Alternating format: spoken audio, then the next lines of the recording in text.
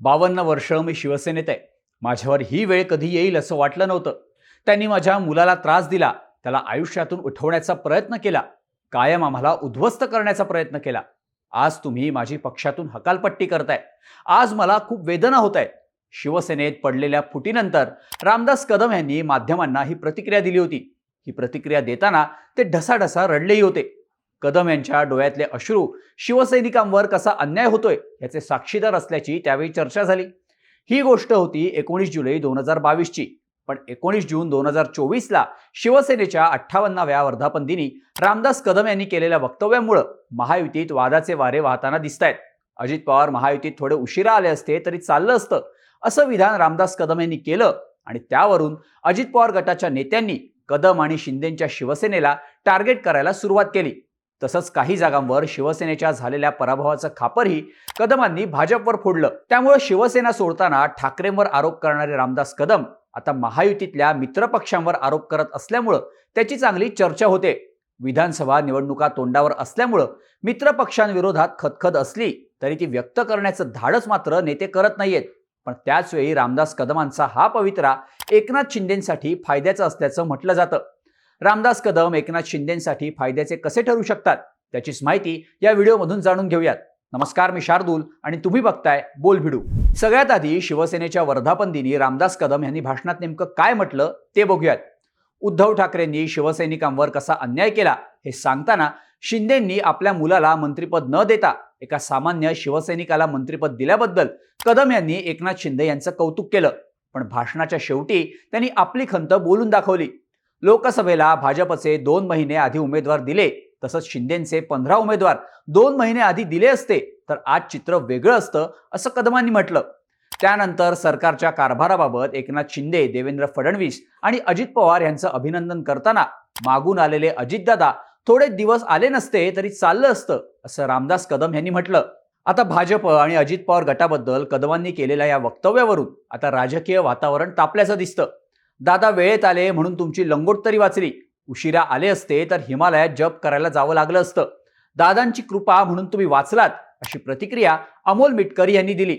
त्यामुळं कदमांच्या विधानामुळं महायुतीत वादाची ठिणगी पडली आहे का अशी चर्चा होत असतानाच कदम यांचा हा स्टँड शिंदेसाठी मात्र फायद्याचं असल्याचं बोललं जात आहे. त्यामागची कारणं काय ते आता बघूयात. पहिलं कारण म्हणजे भाजपशी भिडण्याची असलेली ताकद. लोकसभा निवडणुकांच्या जागा वाटपात शिंदेंना भाजपसोबत सातत्यानं वाटाघाटी कराव्या लागल्या. ठाणे, नाशिक अशा हक्काच्या जागा मिळवायला शिंदे शेवटपर्यंत झुंजले. रायगड, रत्नागिरी, सिंधुदुर्ग या जागा शिंदेंना गमवाव्या लागल्या. यवतमाळ, वाशिम, हिंगोली अशा जागांवर आपले उमेदवार भाजपच्या दबावामुळे शिंदेंना बदलावे लागले. त्यामुळे मैदान मारण्यापेक्षा शिंदेंना मैदान मिळवण्यासाठी जास्त संघर्ष करावा लागल्याचं पाहायला मिळालं. पण तरीही लोकसभेला शिंदेंनी आपला परफॉर्मन्स दाखवून दिला आणि 7 खासदार निवडून आणले. ठाणे, संभाजीनगर, बुलढाणा अशा अशक्य वाटणाऱ्या जागांवरही शिंदेंचे खासदार विजयी झाले.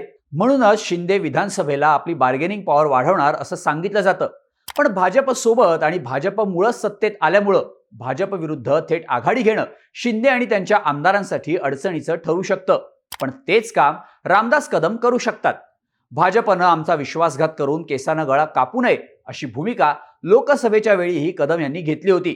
तसंच वर्धापन दिनाच्या भाषणातही जर जागा वाटपात शिंदेंना सूट दिली असती तर आमच्या भावनाताई, हेमंत गोडसे, हेमंत पाटील खासदार म्हणून दिल्लीत गेले असते. पण शिंदेंनी उमेदवार जाहीर केले की भाजपची मंडळी ही आमची जागा म्हणत उभे राहायचे अशी टीका त्यांनी भाजपवर केली.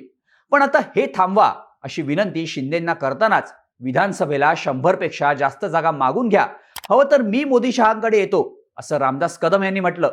त्यांच्या ह्या भूमिकेमुळे शिवसेनेचे नेते आणि कार्यकर्त्यांना बळ मिळालं आणि भाजपला इशारा मिळाला. त्यामुळे विधानसभेच्या जागा वाटपात रामदास कदम भाजपला थेट अंगावर घेऊ शकतात, ज्याचा फायदा शिंदेंना होऊ शकतो असं म्हटलं जातं. कदम शिंदेसाठी फायद्याचं ठरण्याचं दुसरं कारण म्हणजे ठाकरेंविरोधात परसेप्शन तयार करणं. लोकसभा निवडणुकीत ठाकरेंच्या बाजूनं मोठी सहानुभूती उभी राहिली आणि ज्याचा त्यांना फायदा झाला. त्यामुळे विधानसभेला ठाकरेंसाठी असलेली ही सहानुभूती मोडून काढणं हे शिंदेंसमोर मोठं आव्हान असणार आहे.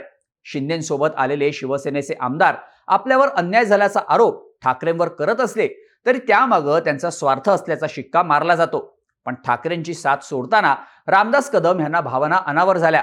52 वर्ष बाळासाहेबांचा कट्टर शिवसैनिक म्हणून काम केल्यावर आज पक्षाकडून हकालपट्टी केल्यामुळं आपल्याला खूप वेदना होत आहेत असं कदम म्हणाले होते. 2019 मध्ये राज्यात महाविकास आघाडीच्या सरकारमध्ये कदमांना डावलून पर्यावरण मंत्रीपद आदित्य ठाकरेंना देण्यात आलं. मी आणि माझं कुटुंब मंत्रीपदासाठी फोन येईल यासाठी रात्रभर वाट बघत होतो, पण सकाळी यादी आली तेव्हा माझं नाव त्यात नव्हतं अशी खंतही त्यांनी वर्धापन दिनाला बोलून दाखवली. इतकंच नाही तर आपल्या मुलाला विधानसभेत पाडण्याचा डावही ठाकरेंच्या जवळचे असलेल्या अनिल परब यांनी रचला होता. सूड भावनेनं आपलं राजकीय अस्तित्व संपवण्याचा त्यांनी प्रयत्न केला असे आरोपही रामदास कदम यांनी केले होते. बाळासाहेबांनी कदमांना मंत्रीपद, विरोधी पक्षनेतेपद दिलं होतं. 2009 ला कदमांसाठी गुहागर विधानसभेची जागा बाळासाहेबांनी भाजपकडून मागून घेतली. त्यात पराभव झाल्यावरही बाळासाहेबांनी कदमांना विधान परिषदेवर पाठवलं. सामान्य शिवसैनिकांना जो सन्मान बाळासाहेब द्यायचे तो सन्मान उद्धव ठाकरे देत नसल्याचं परसेप्शन रामदास कदम मांडत असल्यामुळं ठाकरेंसाठी असलेली सहानुभूती मोडून काढायला शिंदेंना कदमांचा फायदा होऊ शकतो असं म्हटलं जातं. कदमांचा शिंदेंना होणारा तिसरा फायदा म्हणजे संघटन कौशल्य. रामदास कदम हे सध्या सक्रिय राजकारणापासून बाजूला असले तरी ते आपली राजकीय ताकद राखून आहेत. नारायण राणे यांच्यानंतर कोकणात शिवसेनेचा झेंडा फडकवण्याचं काम रामदास कदम यांनी केलं होतं असं सांगितलं जातं. 2019 ला रत्नागिरी सिंधुदुर्गमध्ये विनायक राऊत यांना खासदार करण्यात रामदास कदम यांचाही मोठा वाटा असल्याचं सांगितलं जातं. दापोली विधानसभा हा राष्ट्रवादी काँग्रेसचा गड असताना कदमांनी हा गड शिवसेनेकडे खेचून आणल्याचं बोललं जातं. सामान्य शिवसैनिक म्हणून सुरुवात केल्यामुळं ग्राउंड लेवलला कदमांचा चांगला संपर्क आहे. तसंच बाळासाहेबांचे अत्यंत विश्वासू नेते असल्यामुळं कदमांना मानणारा मोठा वर्गही आहे. त्यामुळं कोकणात ठाकरेंना शह देण्यासाठी रामदास कदम यांच्या आक्रमकतेचा आणि संघटन कौशल्याचा फायदा शिंदेंना आगामी विधानसभा निवडणुकीत होऊ शकतो. याच सगळ्या कारणांमुळे रामदास कदम हे एकनाथ शिंदेंसाठी फायद्याचे असल्याचं बोललं जात आहे. याबाबत तुम्हाला काय वाटतं? कदमांचा शिंदेंना खरंच फायदा होणार का? तुमची मतं आणि प्रतिक्रिया आम्हाला कमेंट करून नक्की कळवा आणि अशाच माहितीपूर्ण व्हिडिओजसाठी बोल व्हिडिओच्या YouTube चॅनलला सबस्क्राईब करायला विसरू नका.